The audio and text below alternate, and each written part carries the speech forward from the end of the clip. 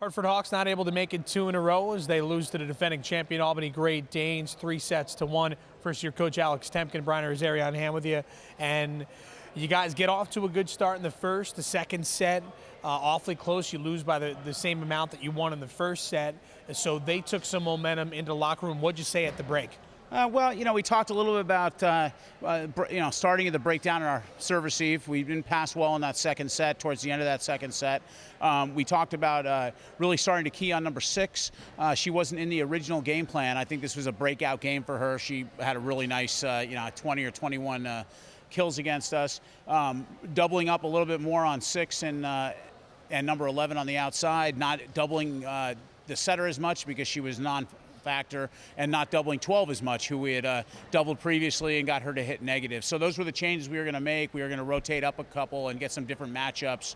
But we talked more about, a little bit more tempo and passing the ball a little bit lower, pushing the tempo to the net so that we could get some more and better attacks. On the other hand, standout for you guys was Taylor McCreery, 2 games in a row. She's a couple short of that bar that she set with the season high with the 15 kills and the win against New Hampshire. But she comes on out, plays with some confidence. They found the ball to her. Just talk about how her elevation is really going to help your team move on. It definitely is going to help us. She got a little confidence in our match against New Hampshire, and then came around in this match and I thought hit very well. The errors that she did have were, balls that she was, again, trying to get us kills that off a ball we normally wouldn't get a kill for. So you can't really attribute the hitting percentage to anything other than our struggling passing. But, to get 13 kills is a good night for her.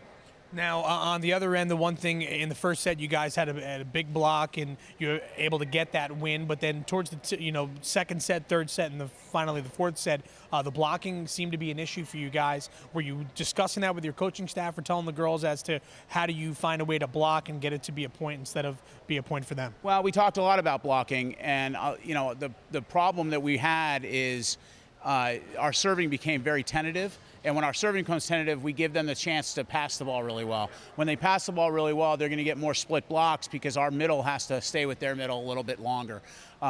We didn't do a good job of pushing our middle to the outside early enough and having our offside blocker take both the middle and the setter. We didn't do a good job of that towards the third set and fourth sets, and that gave them a lot of opportunities with some seams in our blocks.